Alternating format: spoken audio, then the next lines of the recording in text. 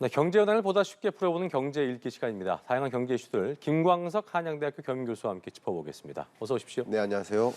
자, 오늘 첫 소식은 좀 소비자가 들으면 화가 날 만한 소식으로 좀 시작을 해보겠습니다. 고물가가 장기화하면서 가격은 그대로 냅두고 또 네. 크기와 중량을 줄이는 이른바 슈링크플레이션에 대한 저희가 우려의 목소리를 전해드린 바 있는데 맞습니다. 이번에는 이게 더 우려할 만한 현상이 등장을 했습니다. 네. 품질이나 서비스를 떨어뜨리는 이 스킨플레이션이라고 하더라고요. 이 네. 스킨플레이션 현상. 실제 이런 사례가 있다는 거죠? 예, 사례가 있습니다. 참 인플레이션의 역습이 아닌가 생각을 해요. 예. 지난주에 말씀드렸듯이 슈링크플레이션, 가격은 그대로 유지하더라도 양을 줄이는 그런 사례들이 굉장히 빈번해지고 있는데 거기에 또 못 미치는 게 바로 품질을 떨어뜨리는 거죠. 대표적인 사례를 말씀드려보면 주스의 과즙이 이제 오르니까 원액 가격이 오르니까 과즙 함량을 줄입니다. 100%를 농도를 줄이는군요. 그렇죠. 예를 들어서 뭐 100%를 뭐 90%로 이런 현상. 뭐 식당 같은 경우는 반찬 가짓수를 줄이는 것들. 이런 게 사례고요. 또 초코바가 있는데요. 코팅이 되어 있어요. 그 코팅이 보통 코코아 버터를 바르는데 좀 싼 파뮤를 바르는 거죠. 예를 들면 또 뭐 우리나라만 있는 게 아니라 영국 슈퍼마켓에서도 올리브 스프레드에서 네. 이 오일 함량을 또 줄인다든가 어쨌든 들어가는 그 품질 자체를 떨어뜨려서라도 좀 마진을 유지하려고 하는 이런 모습들이 좀 나타나고 있습니다. 그렇군요. 지금 말씀하신 것처럼 영국 사례 짚어주셨습니다만 스킨플레이션이 외국에서도 문제가 되고 있다는 건데 네, 사실 기업 입장에서는 이게 뭐 당장에는 이득을 그것 때문에 취할 수 네. 있을지 모르겠습니다만 품질을 떨어뜨린다는 거는 결국 소비자의 불신, 맞아요. 경계심을 키우게 될 것이고 네. 회사 입장에서도 본인들 잘하는 거 경쟁력을 또 떨어뜨릴 수 있기 때문에 결국에는 경제 상황에도 더욱더 안 좋은 영향을 미치는 게 아닌가라는 네. 우리의 목소리가 있더라고요. 그러니까 악순환이 우려됩니다. 그러니까요. 그러니까 말 그대로 인플레이션의 역습인 거죠. 일단 기본적으로 인플레이션 시대에는 물가를 잡기 위해서 금리를 끌어올리는 그러다 보니까 이자 부담이 커져요. 거기에 소득이 제대로 유지되지 않습니다. 소득도 감소해요. 실질 소득은 더 감소해요. 이른바 스티커 샤크까지 있어요. 스티커 샤크는 뭐냐면 물건 사려고 갔는데 물건 그 스티커 가격표를 보고 기대 이상의 가격이구나 하고 놀라서 안 삽니다. 이런 스티커 샷 같은 것들까지 나타나니까 소비 심리가 이렇게 크게 떨어집니다. 예. 현재 소비자 심리 지수가 계속 바닥을 향해 내려가고 있습니다. 근데 이런 것과 더해서 소위 슈링크플레이션, 스킨플레이션, 소위 소비자 입장에서는 우롱하는 거 아니냐. 기만하는 거 기만하는 아니냐. 거다. 그렇죠. 이렇게 판단하면서 불매운동까지 일어나고요. 경계심이 확대되고요. 그것은 소비 심리를 더 추가적으로 위축시키는 그런 요인이 될 수 있지 않을까 하는 생각을 갖고 있습니다. 근데 기업 입장에서도 사실 돈은 못 올리겠고 네. 이 물가는 내리지 않는데 이럴 네. 때는 전문가 입장에서는 이때 어떤 게 최적화된 방법이다라고 보통 얘기를 해요.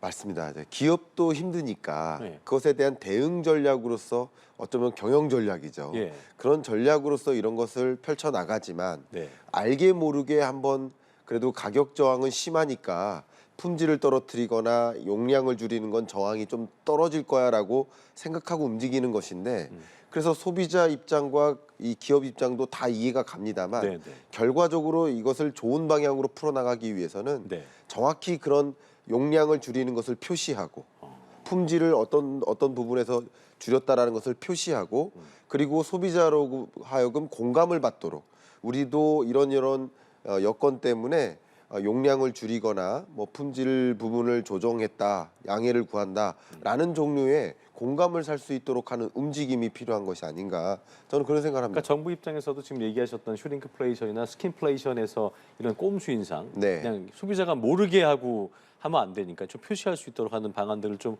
강구하고 있는 것 같은데 네. 효과에 대한 부분도 또 부작용은 어떨지 네. 짚어볼까요? 네. 그러니까 말씀드린 대로 이 꼼수라는 것을 발견하고서는 정말 오히려 더 화가 나고 불매운동이 일어나고 그러면서 오히려 티격태격하는 일들이 더 벌어지고 그렇게 할 수 있어요. 있어요. 예. 그러다 보니까 이런 스킨플레이션 혹은 슈링크플레이션 현상을 더 찾아나갑니다. 그러니까 전방위로 확산되죠. 예. 그러니까 이런 것들이 소비 심리를 더 떨어뜨릴 수 있겠죠.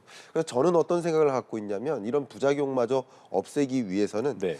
강요라든가 어떤 법적인 조치를 마련하는 것도 필요하겠지만 네, 네.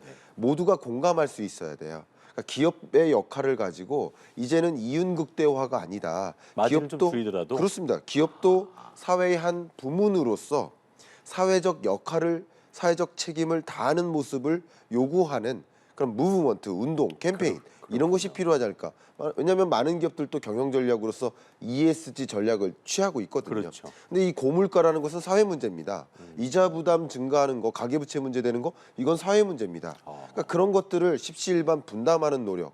예를 들면 은행들은 이자 부담을 좀 경감시켜 준다든가 아니면 이자 이익을 어느 정도로 사회에 환원하는 시스템을 공유한다든가 혹은 지금 말씀드린 대로 이런 여러 가지 사회 문제에 적극적으로 대처하기 위해서 같이 힘든 구간을 이겨내자 하는 움직임으로써 뭐 마진폭을 좀 줄여나간다든가 그런 ESG적인 그런 경영 전략을 더 많이 확보할 수 있도록 그러겠네요. 이렇게 환경을 마련하는 것이 어떤가 생각합니다. 알겠습니다.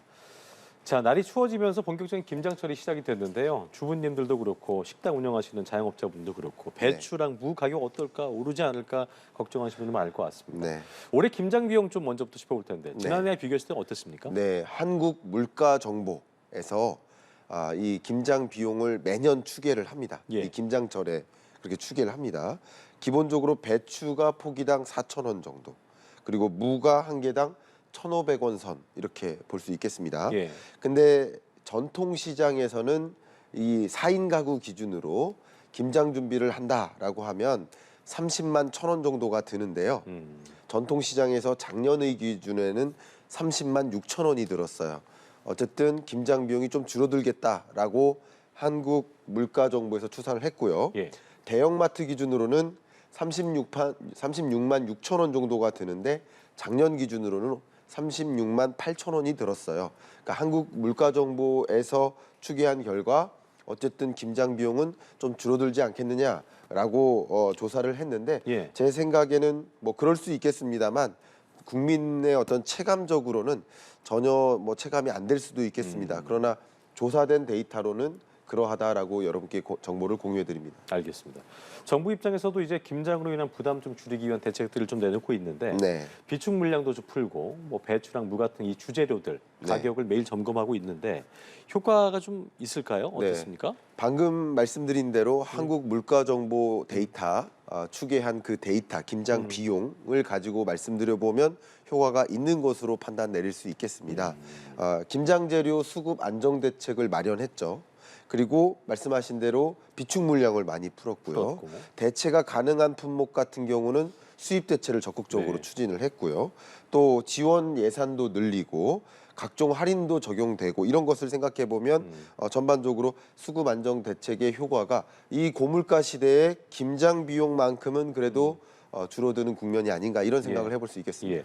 정부가 이제 긴급 대책으로 물가 안정에 힘을 이렇게 쏟고 있습니다만 연말 3% 후반 고물가 이거 지속될 수 있지 않을까 전망이 나온 상황이기 때문에 고금리도 그렇고 국제 유가도 그렇고 원재료비 인상 변수가 좀 이제 산적화인 상황이잖아요. 네. 정부 통제로만 관리가 가능할까? 이 부분에 어떻게 보세요? 정부 통제로만 관리가 만약에 가능하다면 진작 물가는 잡혔었겠죠. 그랬어야겠죠. 워낙 우리나라가 대외적으로 의존도가 높기 때문에 원자재나 각종 부품 수급이 그러하기 때문에 정부 통제적인 그런 노력도 필요하겠지만 대외 환경 변화를 들여다보면서 함께 물가 안정, 특히 수급 안정 대책들을 적극적으로 마련하는 것이 추가적으로 필요하지 않을까.